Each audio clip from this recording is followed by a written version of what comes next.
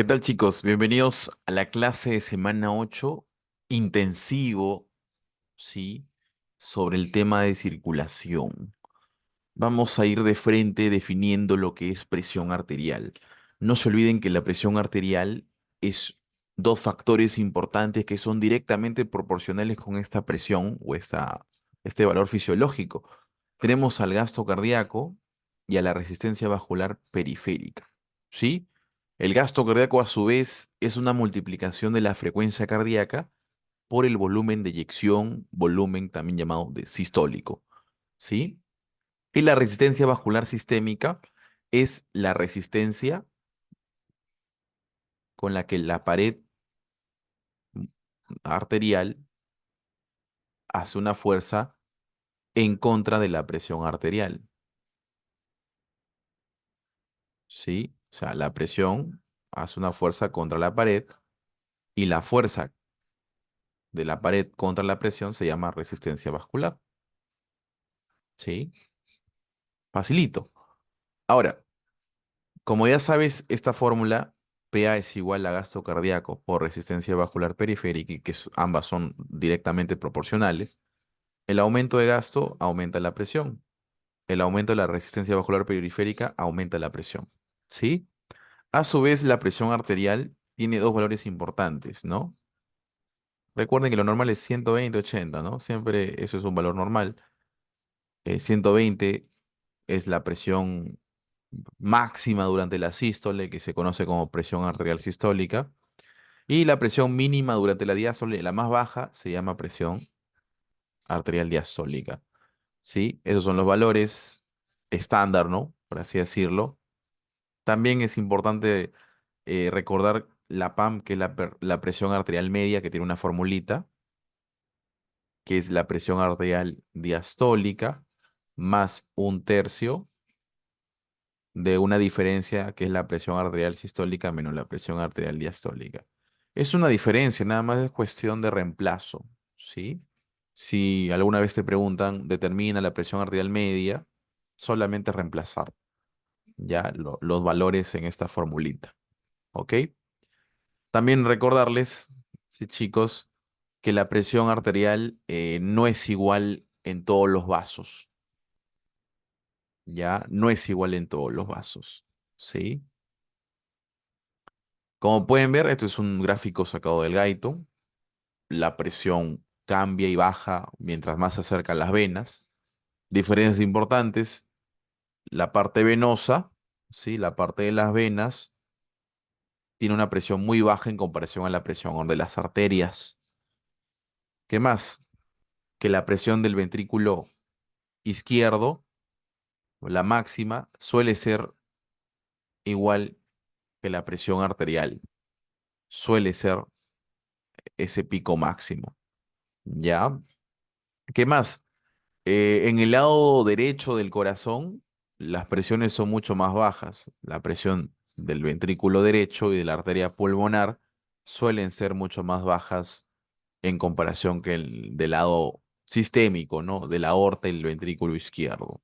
¿Sí? Eso es simplemente lo que deben de saber de diferencias. ¿Ya? Ahora, cuando hablamos de resistencia vascular, tiene que ver mucho el diámetro de la luz, la viscosidad de la sangre y la longitud del vaso. ¿Sí? No se olviden, diámetro de la luz, viscosidad, longitud. El diámetro de la luz, que en otras palabras, y acá lo coloco, ¿no? Este es el centro, este es un radio.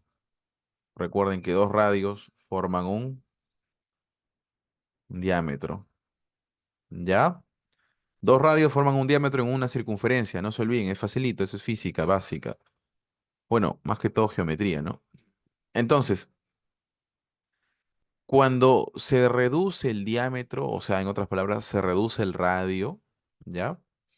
Porque diámetro y radio son componentes de un mismo punto, de forma, eh, ¿cómo explicarlo así?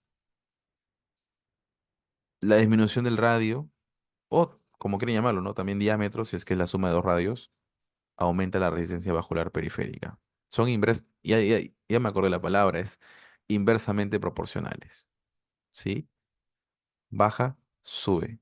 Son inversamente proporcionales. ¿Ok? Eso sépanlo de cajón, ¿no? Disminución del radio, aumenta la resistencia. Y en otras palabras, ¿no? Cuando disminuye el radio o el diámetro, como en esta parte, ahí lo tienen, se conoce como vasoconstricción, porque se constriñe el vaso, se contrae el vaso, disminuye su diámetro, ¿no? Por lógica. En cambio, esta de aquí que ven, la más grande, se llama vasodilatación. ¿Ya? Y al revés, ¿no? La vasodilatación, que es el aumento del diámetro o el aumento del radio, disminuye la resistencia vascular periférica. Ahora, regresamos a la parte de aquí, ¿sí? Ahora, si yo te digo que la vasoconstricción eleva la resistencia vascular periférica, ¿qué llevaría el efecto? Aumentar la presión arterial. Si la vasodilatación me disminuye la resistencia vascular periférica, ¿qué hace? Disminuye la presión arterial. En otras palabras, simplificando, la vasoconstricción me aumenta la presión, la vasodilatación me disminuye la presión. ¿Sí? Básico de hemodinámica. ¿Ya? La viscosidad de la sangre. ¿Sí? La viscosidad de la sangre. La viscosidad, chicos,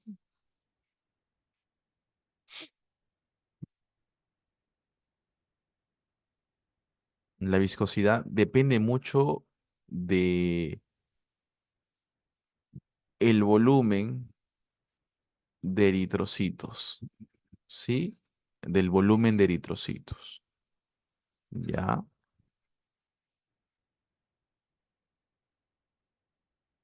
El volumen de eritrocitos, ¿sí? Ese volumen que ocupa los eritrocitos dentro de la sangre, que se mide como hematocrito.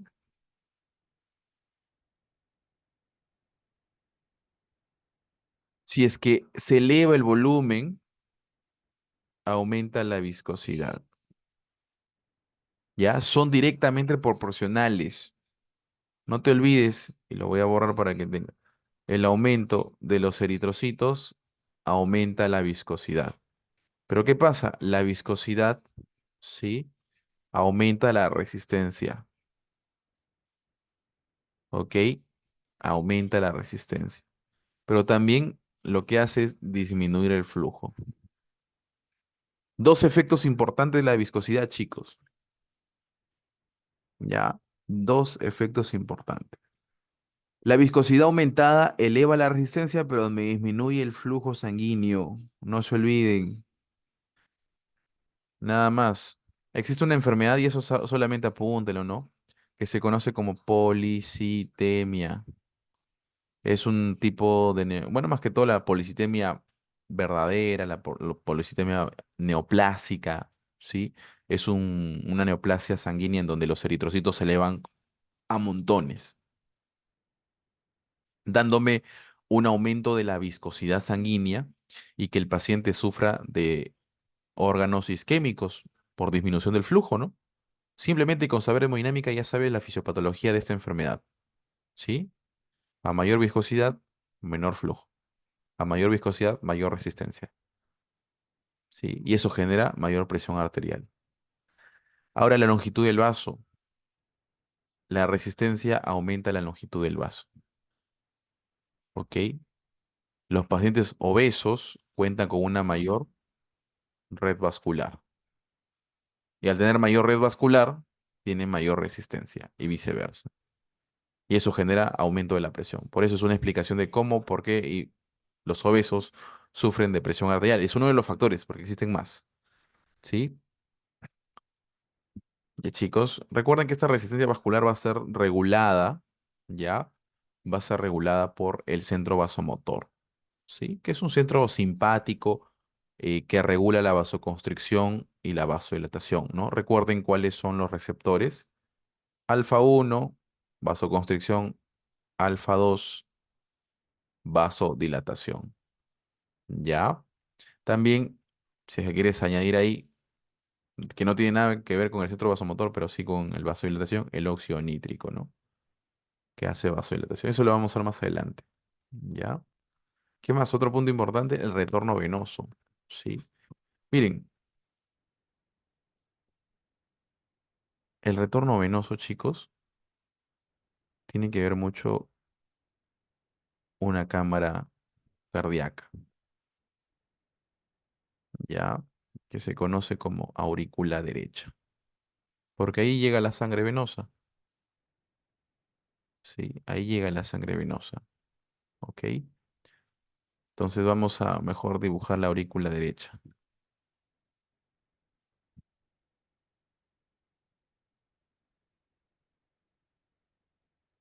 Ya ahí está una válvula, la válvula tricúspide. Por acá la afluencia de la vena cava inferior y la afluencia de la vena cava superior. Ya, vena cava superior, vena cava inferior. ¿Sí? Ambas me dan el retorno venoso.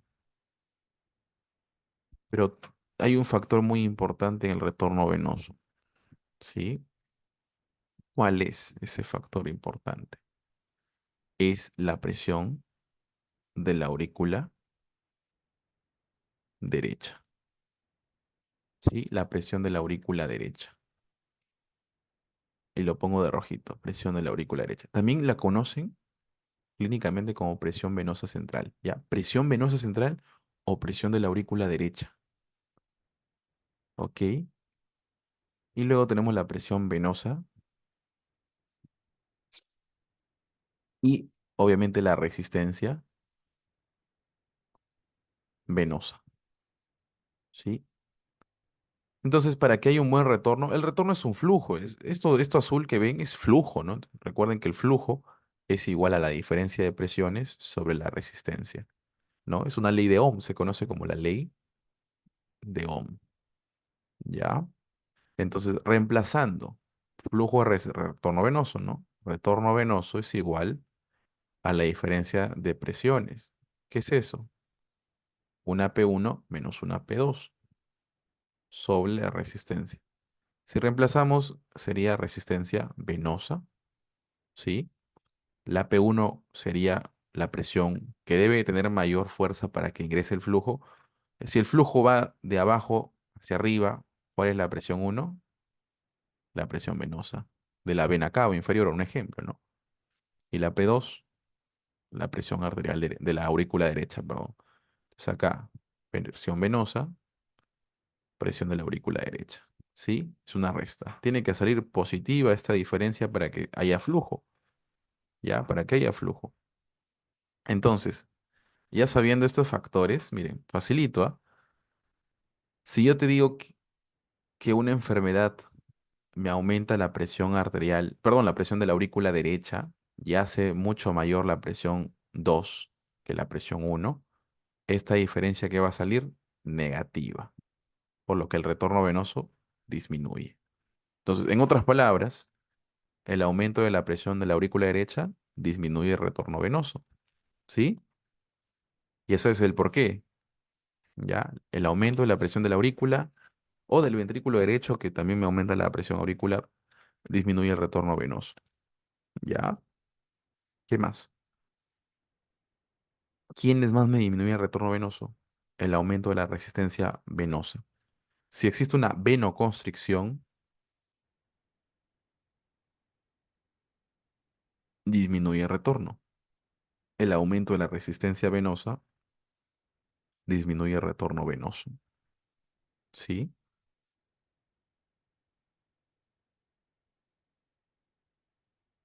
Son indirectamente proporcionales, ¿ya? Siempre y cuando sea la resistencia a nivel, por así decirlo, debajo, ¿no? Del corazón. Porque si es una resistencia encima del corazón, o sea, en la vena cava superior, la venoconstricción aquí aumenta el flujo, ¿ya? Aumenta el flujo. ¿Por qué? Porque sería al revés, porque acá la presión venosa sería la P2 y la PAD sería la P1, ¿no? Bueno, mejor dicho, sigue siendo igual, P1, P2, ¿ya? Para que no se confunda. Eh, Recuerden también que todas las venas debajo del corazón, ¿ya? Deben de tener válvulas, ¿sí? Todas las venas debajo del corazón tienen válvulas. Y todas las venas debajo del corazón tiene dos mecanismos auxiliares, que son una bomba muscular, que es en los miembros inferiores, y una bomba respiratoria a nivel del tórax. ¿Ya? Eso que genera que aumente el retorno venoso, ya que me aumenta la P1. Estas bombas dan aquí el efecto, ¿no? Esas bombas, la bomba muscular y la bomba respiratoria, me aumentan la P1. La aumentan aumentando el retorno venoso, ¿sí? O sea, la actividad de esas bombas musculares en los miembros inferiores, que son más que todo los gemelos, los músculos gastronémicos, que son los gemelos de la pierna o la pantorrilla, aplastan las venas de la miembro inferior y hace que se eleve, ¿no? Aumenta el retorno. Igual que la bomba respiratoria, la inspiración genera que se empuje la sangre hacia la aurícula derecha, aumente el retorno. ¿Ya, chicos? Como les decía, existe una ley, que es la ley de Ohm, que es el flujo es igual a la diferencia de presiones sobre resistencia. ¿Ya? De acá sale que la diferencia de presiones es igual al flujo sobre la resistencia. Y si tú reemplazas y lo pareces, y aparece, mejor dicho, presión arterial es igual a qué? A gasto cardíaco, porque gasto cardíaco es flujo por resistencia. De ahí salió esta formulita de presión arterial es igual a gasto por resistencia. Solamente cambiando, ¿no? Ya, tu ley de Ohm. Como le decía, siempre hay una P1 que debe ser mayor que una P2. Ambas son positivas, pero obviamente la P1 tiene que ser mayor para que haya un flujo unidireccional. ¿Ya? Muy bien. Como pueden ver, y le decía, ¿no? La velocidad tiende ya a disminuir cuando existe menos luz, en otras palabras, menos radio o menos diámetro. Eso genera, recuerden, aumento de la resistencia y eso genera también disminución del flujo. Porque aumento de resistencia que hace, disminuye el flujo. Entonces, a mayor, ya, mientras más pequeña es el vaso, menos luz tiene y más resistencia hay, ¿sí? ¿Y qué genera eso? Que el flujo disminuya, ¿ya? Lo negro que ven, eso negrito, es la velocidad de flujo, que cae, miren, cae cuando llega a los capilares, pero la resistencia está elevadísima en los capilares de arteriolas, más que todo. ¿Producto de qué? De esa misma ley, ¿no? ¿Ya? Entonces, esto resume mucho, miren, la presión arterial es igual a gasto cardíaco por resistencia vascular periférica. El gasto cardíaco, recuerden que depende de dos factores, el volumen de sangre, principalmente el volumen sistólico, y la frecuencia cardíaca. La resistencia vascular periférica depende de factores hormonales, también conocido como humorales, y factores autonómicos, neuronales, ¿sí? Recuerden que a nivel de qué hormonas son vasoconstrictoras, la angiotensina 2, la catecolamina, que son la adrenalina y noradrenalina, el tromboxano, ¿sí? Los leucotrienos y la endotelina. Los dilatadores son las prostaglandinas, la bradicinina y el que vengo repitiendo mucho, ¿no? El óxido nítrico. También vamos a ver que el doctor menciona factores locales, ¿no? Como la hipoxia y el pH, cómo generan que haya cambios en la vaso o vasoconstricción, vasodilatación o vasoconstricción a nivel local. A nivel neuronal, recuerden, los vasoconstrictores suelen ser alfa-adrenérgicos, principalmente alfa 1, y los dilatadores suelen ser beta, ¿sí? O alfa 2, ¿ya? Suelen ser beta o alfa 2.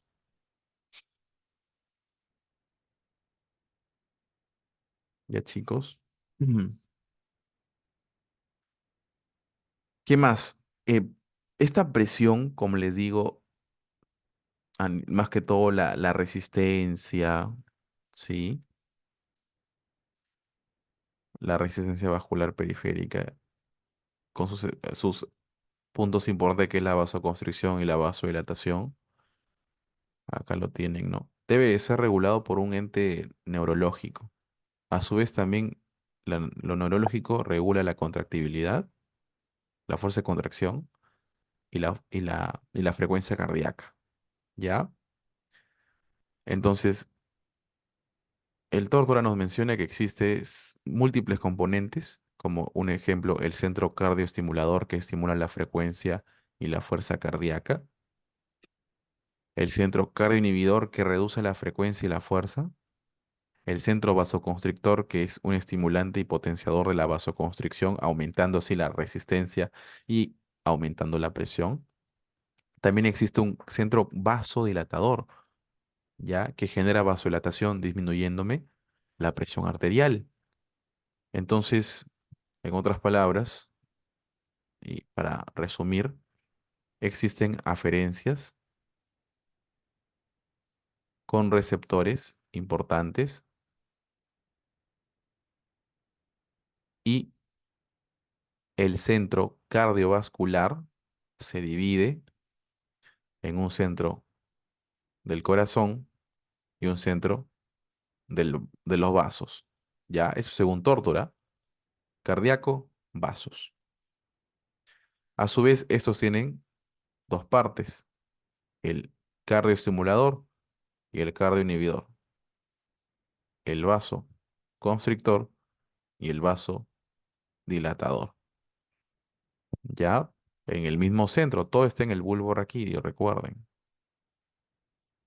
El cardioestimulador y el cardioinhibidor juegan un papel en la fuerza cardíaca o la fuerza de contracción y la frecuencia cardíaca, las dos FC. No se olviden, las dos FC.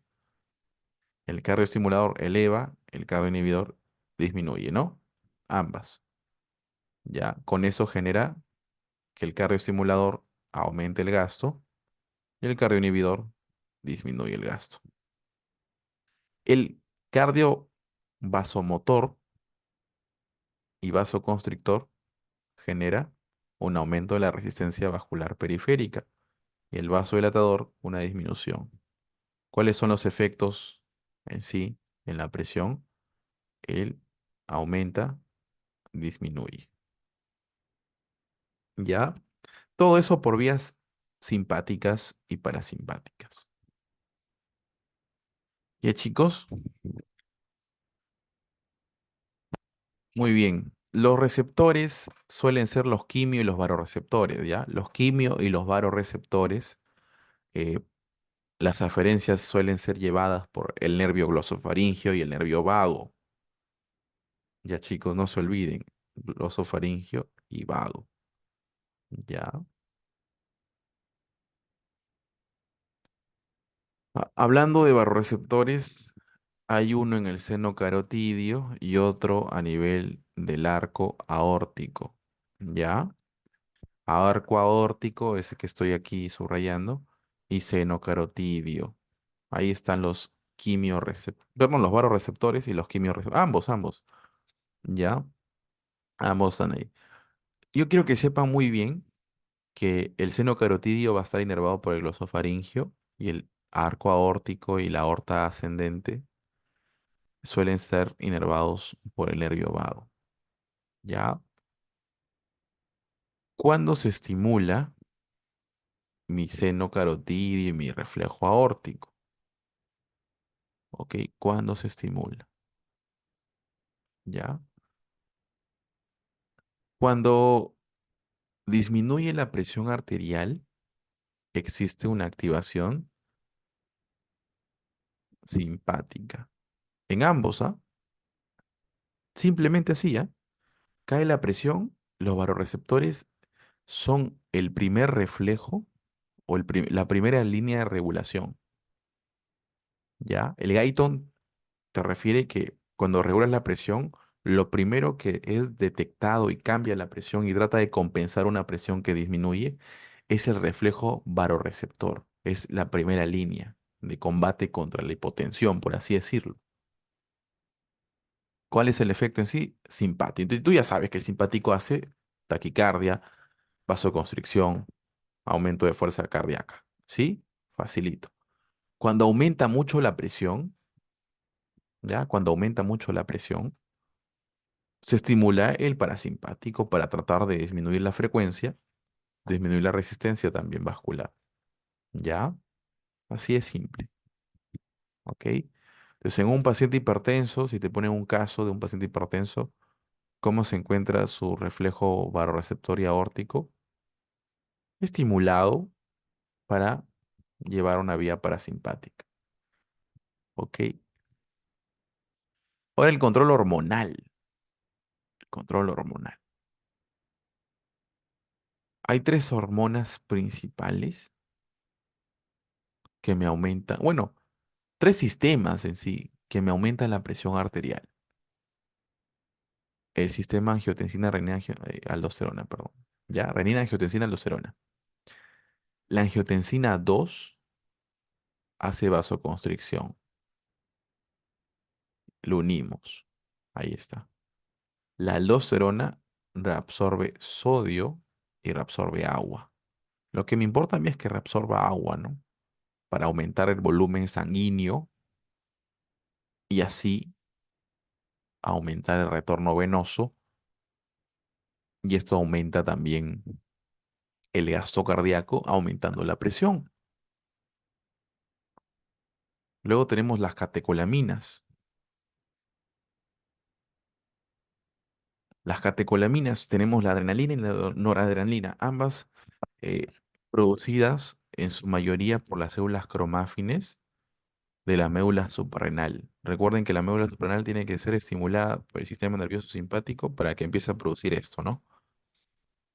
En una caída de presión arterial, acuérdense que los vasoreceptores son la primera línea en detectar todo. Así que estimulan el simpático y aparte de hacer vasoconstricción, taquicardia, ¿no? Me estimulan a la médula suprarrenal a elevarme catecolaminas en la sangre, ¿sí? Lo liberan a la sangre. ¿Y eso qué genera? Que la adrenalina y la adrenalina potencie más aún la vasoconstricción, potencia aún más la fuerza de contracción y aumenten la frecuencia cardíaca. Luego tenemos a la hormona antidiurética, la ADH. Sí, la ADH. Esta hormona antidiurética es producida, recuerden, en el hipotálamo por el núcleo paraventricular y supraóptico y es liberada en la neurohipófisis. La ADH tiene dos receptores, un receptor vasopresina 1 y un receptor vasopresina 2. El vasopresina 1 genera vasoconstricción y el vasopresina 2 genera reabsorción de agua. Solamente reabsorción de agua. Ya recuerden que el agua que se reabsorbe aumenta el volumen sanguíneo y consecuentemente sigue una cadena, ¿no? Pero en conclusión aumenta el gasto cardíaco. Y el gasto cardíaco me aumenta la presión. Por eso es el efecto de aumentar la presión.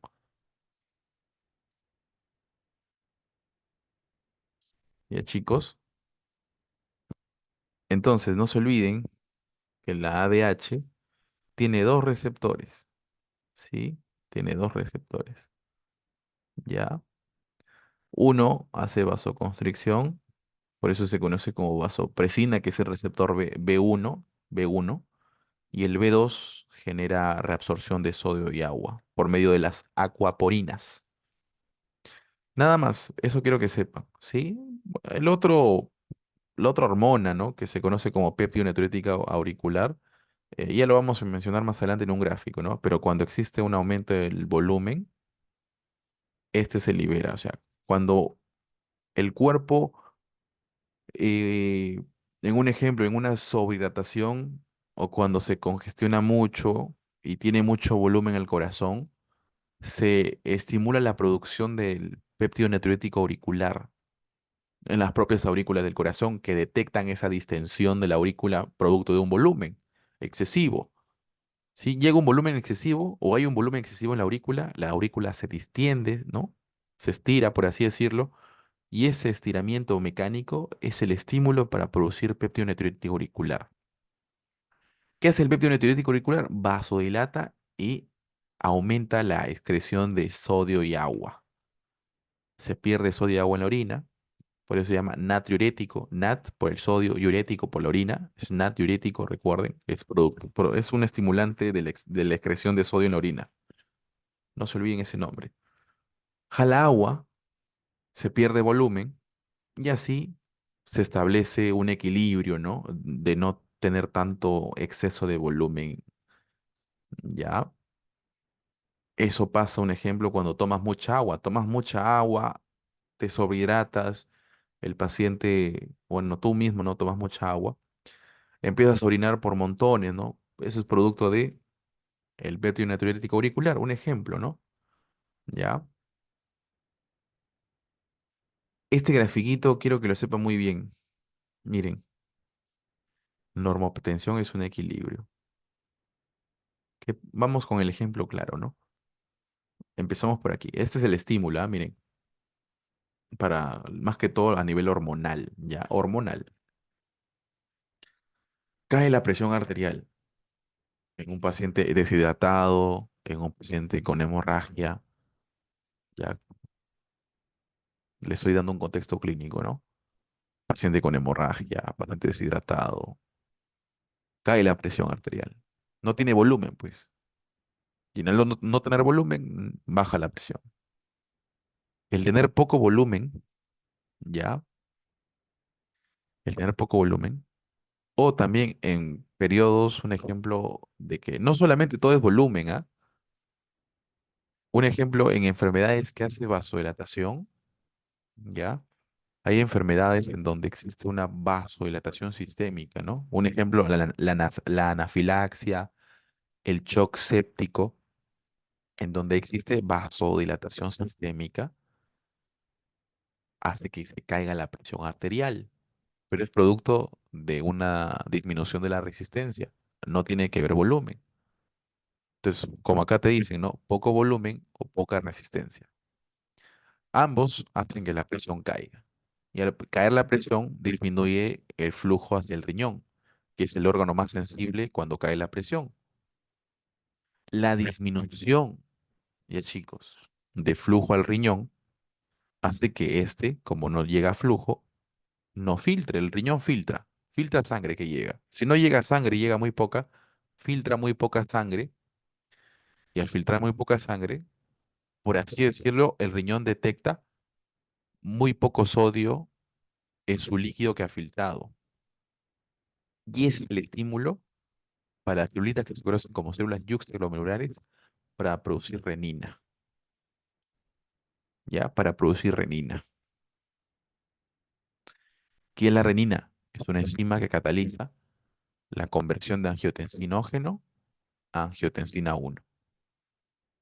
El angiotensinógeno es una proteína producida por el hígado. La angiotensina 1, que se crea, va al pulmoncito, al endotelio del pulmón, en donde está una enzima convertidora de angiotensina. Esa enzima convertidora de angiotensina, que está en inglés, lo transforma en angiotensina 2. Esta angiotensina 2 es la hormona que va a hacer efectos. El efecto principal, ¿cuál es? Vasoconstricción, aumentando resistencia, aumentando presión. Y lo estabiliza, ¿no? Equilibrio. Otro efecto, va a la corteza subrenal, ¿sí? A la capa glomerular, así se conoce, capa glomerular, y estimula la producción de aldosterona. ¿Qué hace la aldosterona? Va al riñoncito, al túbulo colector, y me reabsorbe sodio, y por ósmosis jala agua. El agua, que es lo que me importa también a mí, aumenta el volumen, aumenta el gasto, y el gasto que aumenta, la presión. ¿Ya? Muy bien. Y esto aumenta la presión arterial, chicos. Eso aumenta la presión arterial y lo estabiliza. Eso es la reacción, bueno, sí, la compensación hormonal, ¿no? Fisiológica, ¿no? Acá tenemos varios, miren, acá tenemos varios casitos que pueden venir cuando se aumenta la presión arterial, ¿no? Y cómo esta responde a nivel fisiológico. Miren, el incremento de volumen. Un ejemplo, un paciente que come mucho sodio, ¿sí? Mucha sal. Ya, un paciente que no filtra mucho volumen, ¿no? Paciente con una enfermedad renal crónica que retiene el volumen, que retiene agua. Eso genera que aumente el volumen. Un paciente con un tumor que produce mucha aldosterona, hiperaldosteronismo. Hay excesiva producción de aldosterona. Eso genera una excesiva reabsorción de sodio y agua, aumentando volumen. ¿Sí? Lo que le decía en autónomo, ¿no? Eh, el feocromocitoma es un tumor que produce catecolaminas, aumentando la resistencia, o sea, hace vasoconstricción sistémica y me da hipertensión. ¿Sí? Un tumor de renina, ¿sí? Un tumor de renina, porque existen tumores de renina, generan una elevación de angiotensina 2 y aldosterona, ¿no? Ambos que generan hipertensión. Entonces, tumor de renina produce hipertensión. ¿Cómo? Produciendo estas dos hormonas consecuentes a su misma producción, ¿no? ¿Ya? Ahora, ¿qué pasa? Es que tenemos una presión arterial elevada. A nivel hormonal, como le decía, se sobrecarga nuestro propio corazón y se libera el péptido natriurético auricular. Tiene dos efectos, ¿no? Recuerden la vasodilatación y el aumento de la excreción, no reabsorción, excreción de sodio y agua, disminuyendo el volumen. Así, fisiológicamente trata de compensar y que caiga la presión para que haya una normotensión. Pero la caída excesiva de la presión me da todo este ciclo y así se va regulando, ¿no? Como un ciclo de sub y baja, manteniendo la presión arterial en nuestro propio cuerpo. ¿Ya? Esta es la autorregulación local, ¿no? Miren, el calor, no te olvides, induce vasodilatación. El frío, vasoconstricción. ¿Ok? No te olvides. La propia presión, la propia presión. La presión arterial alta hace que haya vasoconstricción. La presión baja, vasodilatación. El potasio, los hidrogeniones elevados, o sea, en otras palabras, un pH alto, una acidosis, en otras palabras, chicos, genera vasodilatación. El óxido nítrico produce vasodilatación. ¿Ya? El tromboxano A2, la endotelina, la serotonina, ¿sí? A nivel local, genera vasoconstricción. La hipoxia, ¿sí? Los bajos niveles de oxígeno producen vasodilatación a nivel sistémico. Y eso es lo que me importa. Pulmonar, no. Yo quiero que sepan que a nivel sistémico la vasodilatación produce, bueno, es producida por la hipoxia, ¿no? La disminución de oxígeno a nivel tisular. Ahora vamos por los intercambios capilares. ¿Qué deben de saber de intercambio capilar, chicos? Que existen presiones que filtran y presiones que reabsorben, ¿ya? Lo que voy a subrayar de verde son presiones que filtran. ¿Cuáles son las presiones que filtran? La hidrostática de la sangre, ¿sí? Esas filtran. A nivel dentro del vasito, ¿a qué es lo que más importa? Las que están de celeste reabsorben la coloidosmótica de la sangre. Esa reabsorbe, esa mete líquidos. La otra saca líquido. Entonces, existe una fórmula que es la presión neta de filtración, ¿sí? La presión neta de filtración, ¿ya? PNF, ahí está. En el lado arterial varía y en el lado venoso también varía. Miren, la presión hidrostática del lado arterial es de 35 milímetros de mercurio. ¿ya? En el lado venoso es de 16 milímetros de mercurio. Como pueden ver, es bajita.